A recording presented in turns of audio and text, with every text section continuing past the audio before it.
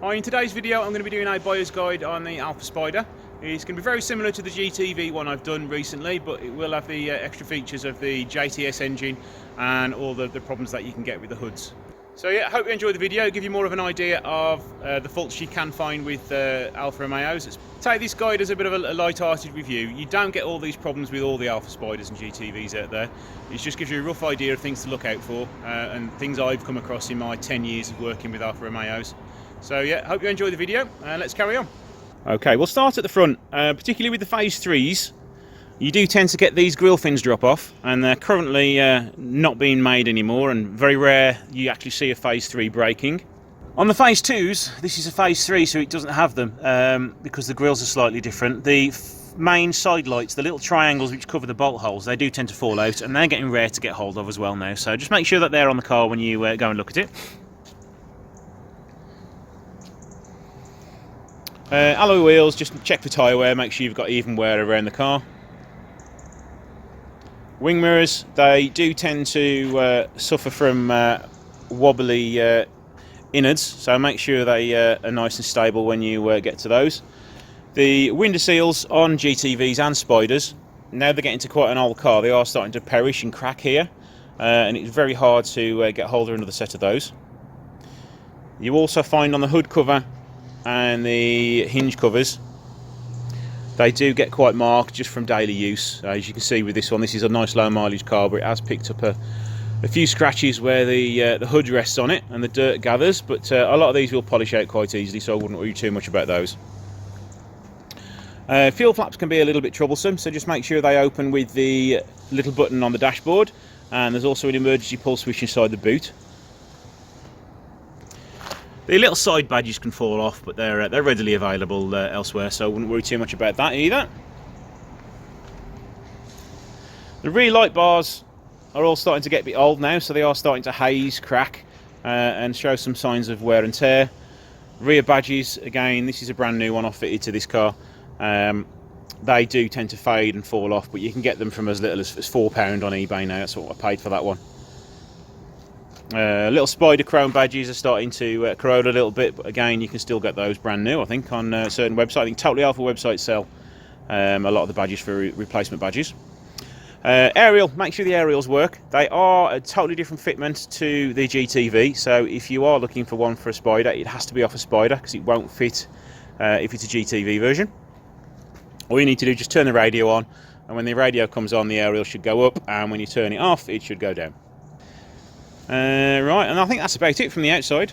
There's not that much. All I would tell you to do is, with a lot of the Alpha paints, when it gets to this age, they do start to have some issues with lack of peel and crazing and things like that. So go over the bodywork quite closely and make sure you've got no lack of peel anywhere, because it can be quite expensive to rectify that. Onto the Spider's roof operation now. They are quite troublesome.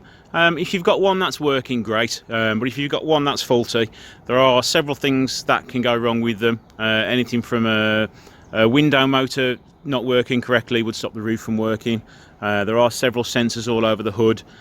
Things need to be tensioned correctly. If they don't, they won't work, and the light on the centre of the dash will start to flash. You can operate the roofs manually. I will show you how to do that first, and then I'll show you how the roof should operate in full electric mode. Okay, to operate the roof manually, you need to have the ignition on first. You've then got two buttons down here.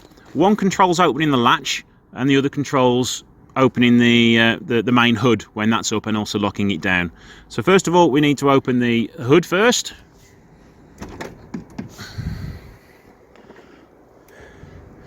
Lift that up out the way, and then pull the hood from the middle. It is quite heavy, so you may want somebody to help you do that. Lift the rear screen in the air. Pop the rear cover back down. Pull this down. Just be gentle with it because it is a hydraulic system, so you don't want to force things too much, otherwise you can break seals. Hold it firmly down, pull the button to close that. Push that down, use the other button to lock everything into place.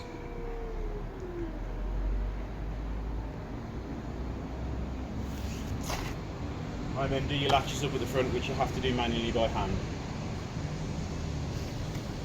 And that's it, that's how you operate a roof manually. I'll now pop the roof down with the electric button, which is a darn sight easier.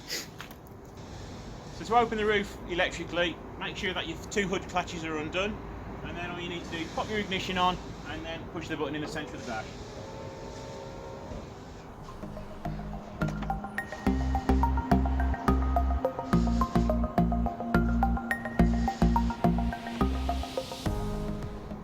There you go, roof all the way down. The windows do come all the way up, but I've stopped a little bit early. So now let's put the roof back up again.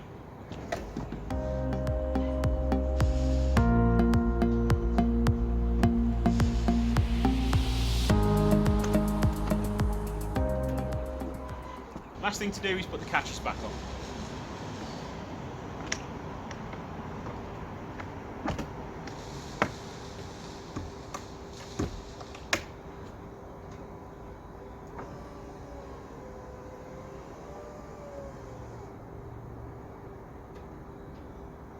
A few things to look out for is just cracks in the rear screen, holes in the main hood. They also fade as well over time, but you can get some dye for them or rejuvenate them with some special cleaning products. I wouldn't tend to use the hood view in the winter because it can damage the rear screen, especially if it's freezing outside. This hood will crack, especially as the plastic gets older. There is a guy on eBay who will repair the hoods. You need to take them off yourself and send them to him. He does charge about £80 for this service, but he does do a good job. I have used him a few times over the years. Onto the interior. This one still needs to be given a good clean, but things to watch out for is tweeter covers falling off. They do tend to fall off and go missing, and to re-secure those you do have to take the door card off, and it's getting rarer as well to find tweeters. Another thing you need to watch out for is when you get your seatbelt trapped in the door, or things get trapped when you slam the door. Door cards are quite delicate and they do tend to dent there. Speaker covers you can tend to catch with your foot when you're getting out of the car, so just make sure that they're not damaged on the front. You can get replacements quite easily on eBay. The leather seats are quite hard wearing, but you do get some with wear to the main seat bolster, so make sure that's not been repaired or it's not got some signs of cracking or holes, because it can be quite expensive to repair those as well. Onto the centre console. The hinges on here can break, so make sure they're all okay. They're getting quite rare to hold on to, get hold of as well now. The ashtrays are quite delicate as well, so just make sure they open and close okay. The catches on the side can break and it won't open properly. Onto the dashboard now. Make sure all the lights light up. You get the engine light, you get the airbag warning light, the passenger airbag warning light, and also your ABS light illuminates and then turns off after a couple of seconds. The engine light won't turn off until you've started the engine, but you do get some people that'll stick a little bit of tape over the airbag light and the engine ECU light, so make sure there's no tape covering anything up. It is very common for the airbag warning light to be on when you go and see a car, but 9 times out of 10 it is only because of the seat connection under the seat coming a little bit loose that the airbag warning light's on, so it will normally reset with a computer. The interiors of GTVs and Spyders are a very nice place to be. So say they're made with nice quality leather, the dash is made of a nice quality material. You are normally relatively free of rattles and noises. On the Spyders you do tend to get more because you've got a big hood tucked away behind you. But generally they are a very nice car to be in and a very nice car to drive because they've got a very nice chassis and a very nice suspension setup. So it's nice to get the 2 litre twin spark or the JTS out on the country winding roads and you can have some fun in it. I do also recommend the V6, but you do have to pay quite a premium on the V6 now, whereas you can get Spyders from sort of nice Spyders from sort of £2,000–3,000 now with a twin spark engine in. Okay, now moving on to the engine bay of the Spyder. Common things to look out for: rattly variator on the JTS and twin spark engines. You can also have issues with relays under here if the vehicle won't start, because the fuel pump relay and the main injection relay is here. You can also suffer with perishing of the top and the bottom cooling hoses. You can also suffer problems with the air intake pipe splitting, so have a good feel underneath and make sure there's no holes there. This car can also suffer from connections for the O2 sensors, oxygen sensors. The connections are not very good and they sometimes don't give a very good connection, so they can throw errors up on the dashboard. What a lot of people do is they just cut out the connector and just wire them up together, which is the wrong way. You should actually sort out the fault with the connector first. But here we are, this one's all fine. Pop that back on there. Other issues with the engines is you need to make sure that the car's got a good service history with regular oil changes, because the JTS does like regular oil changes. If it's not serviced regularly, they can suffer from wear to the camshafts, and they are getting rarer and very expensive to get hold of nowadays. It's also very common for these side covers to be broken, and you will normally find bolts missing or clips missing, but they are readily available and easy enough to replace.